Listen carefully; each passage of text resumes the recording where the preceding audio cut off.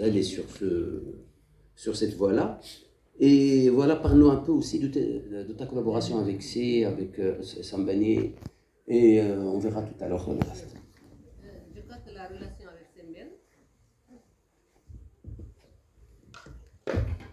Je crois que la relation avec Semben, on va en parler plus tard.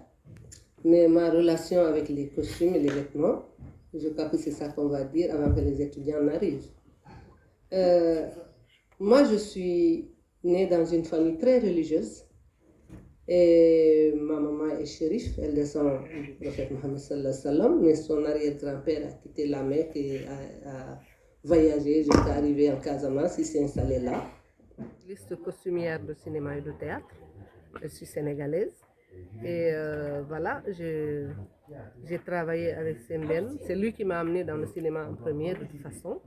Mais j'ai fait que les costumes de Guéloir, qui n'a pas été projeté ici. Et on a travaillé une partie sur Samori qui n'a pas été encore tournée. J'espère que les jeunes vont tourner sans studio, parce que c'est une très très grande production.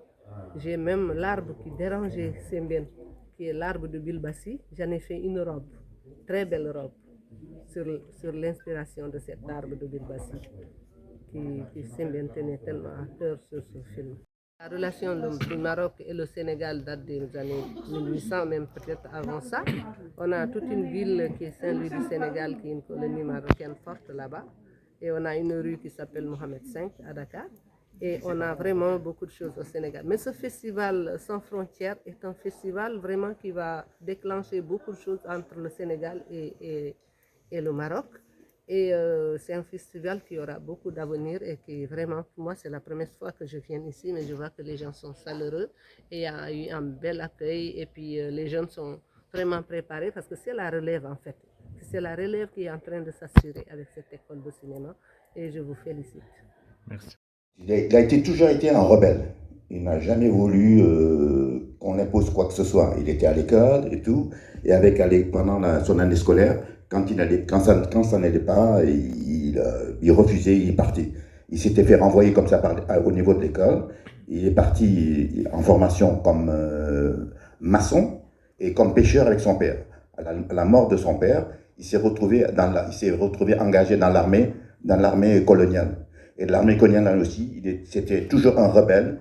Hein, on l'a foutu à la porte. Et c'est de là qu'il est parti. Il a émigré. En fait, il était clandestin dans un bateau qui faisait Dakar-Marseille. Et qui s'appelait, à l'époque, c'était le bateau Lancerville, hein, je pense. Hein. Ouais, c'est ça. Et il est monté, il était toujours en clandestin. Il est arrivé à Marseille. Et c'est comme ça qu'il a côtoyé un peu les Sénégalais qui étaient là-bas. Il s'était engagé comme docker, manutentionnaire. Et de là, il a grimpé. Il a milité au Parti communiste français. Et il avait même sa carte jusqu'à présent. Il a sa carte qui est là-bas. Et après, de là, il a commencé à écrire. Il s'est mis à écrire et tout. C'est un autodidacte. Hein. C'est un autodidacte. Et de temps en temps, les gens disent que Semben était un rebelle. Non, Semben se protégeait énormément. Parce qu'il sait d'où il vient. C'est un autodidacte. Alors il faisait très attention avec les rapports avec les gens. Et après l'écriture, il s'est rendu compte qu'avec l'écriture, il ne touchait pas, tu vois, toute la population. Qu'on me rende hommage. Écoute, en tout cas, ça fait plaisir. Et ça fait plaisir. En plus, que ça vienne des confrères, c'est encore plus, encore plus valorisant, quoi. Maintenant, s'agissant de mes relations avec Semben, j'étais un peu sa béquille, si tu voulais, parce qu'il savait sur qui il pouvait se reposer. S'il y avait un petit problème, s'il y avait un petit souci, il savait que j'étais là, que je pouvais, dans le cadre du travail, hein, et il savait que j'étais là, je pouvais le seconder et voilà, apporter assistance. Et c'est ça un peu, c'est ma relation avec Semben Ousmane. Et ma relation dépassait même deux fois le cadre du travail. C'était des cadres de relation de père à fils. Et ça, c'était très important aussi pour sa relation avec Semben Ousmane. Voilà. Mais ça n'empêche pas que quand ça n'allait pas, quand je n'étais pas d'accord avec lui, je lui disais honnêtement. Et je crois que c'est ce qui a créé beaucoup plus de confiance.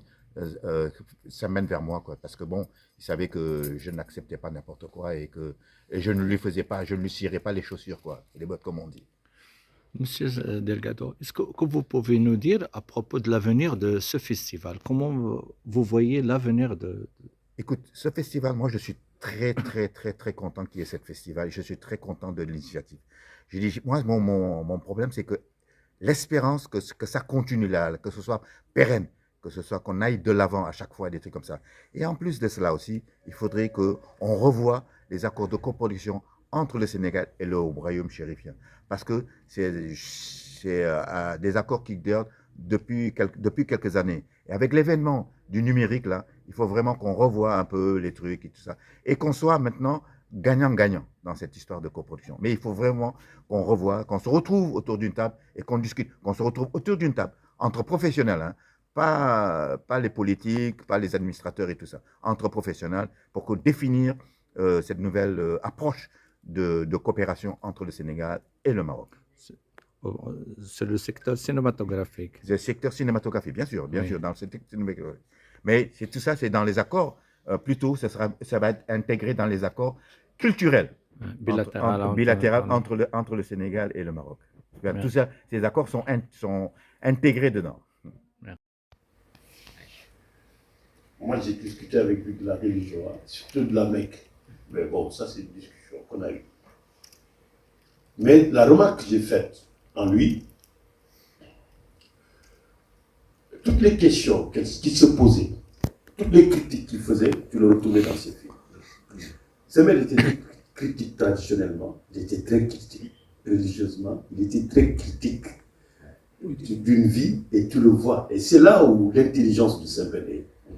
Parce que tu ne vois pas dans le film où il est critique, mais il l'est. Il est tellement qu'il le pose comme si ce n'est pas une critique. Si, moi dans le film hier, je vais te citer la scène où la critique religieuse est sans appel. C'est quand il brûle les radiocassettes, et qu'il affume les montre, et la fumée monte, il va monter à côté de quoi? Il va la comparer à la mosquée. Non mais c'est ça. Donc ça c'est, on ne peut pas trouver plus critique de la religion que ça. Hein.